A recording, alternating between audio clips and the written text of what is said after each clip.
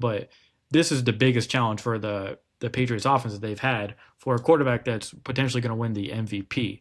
And I'm really curious to see how they handle it. Will Campbell just struggled against the Chargers D line. How is that O line going to fare against the Texans D line, which features two madmen on the edge as well as some great players in the middle at the same time?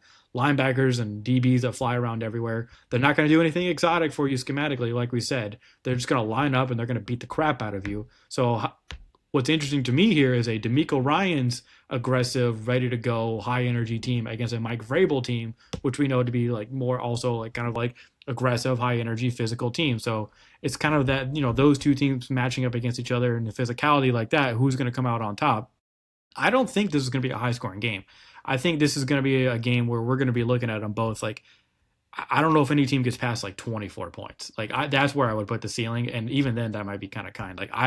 Unless the Texans defense gets you another couple touchdowns, which I could see, but I don't think the Patriots are going to be able to run it all in this game, and I don't see on their team who can beat like. Do you trust any receiver on the Patriots to beat any DB on the Texans? No shot. Yeah, not consistently at least. Like I don't think there's anyone on this Texans team where you're like, oh, we can pick on them with one of our special players on offense, right? Like even Diggs at this point, it's like, what are you going to get against Stingley, who I think was going to be able to shut someone down, and then from there, it's like, I don't know. It's going to take some magnificent play from Patriots, from Drake Maye. I don't know. What are your thoughts? Yeah. So for me, I'm gonna come out and say it. I think the Texans win this game. I do too.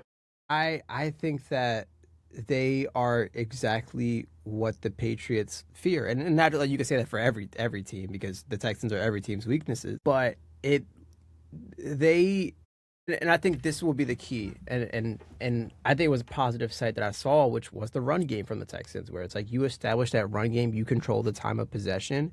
That is really going to be the difference maker, and that was the first thing I looked at with this game because both teams are high in terms of time of possession. The Texans have the fourth highest, and the Patriots have the sixth highest.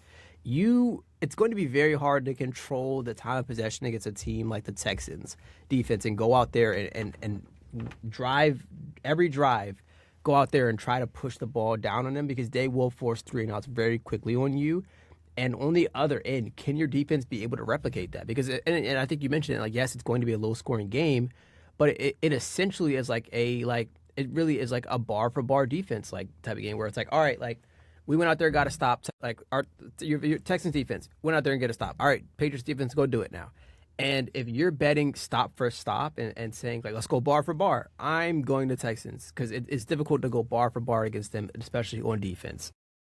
I I'm that's my sole point in all this, and that's why I had the Texans winning this because yes, you can bring up all the offensive aspect in this. And yes, that does play a crucial factor. And yes, I do think C.J. Stroud, we're going to see him have a better game, and we're going to see Drake Maye play at an MVP level. And I think his mobility is going to really have to be shown in a game like this against the Texans defensive line, especially. To me, that's the biggest. Yes.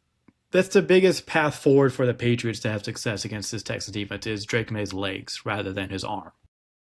That and him being not turning the ball over. If you can not turn the ball over against this Texas defense, and if Drake Maye is able to have like 50 plus yards again on the ground himself, I think that's a pathway forward for them to like beat this Texans team. But even then, it's not sustainable, and I think that's what I look at and say like yes, you can have Drake Maye go out there and play Superman all game. It is going to be difficult to do that against the Texans defense. And that is going to be really hard. And yes, and because of that, I'm going and saying, yeah, I think the Texans are going to beat them.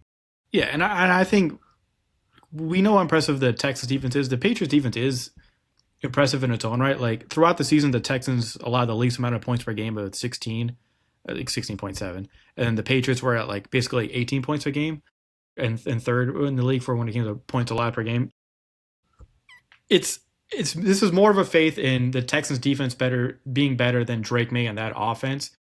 But there is like, look, if you're the Patriots, you're like, look, as long as we can get like a couple scores, maybe we can win this game. Because if C.J. Stroud and them aren't able to perform kind of like they were last game, then I think that like that gives way for the Patriots to win this if they can just stop the Texans enough. But I think the Texans defense is so good, they're going to put their offense in such great positions that I just think they're going to have more shots at the end zone, basically more opportunities to score than the Patriots are, and that's just my thought process with it.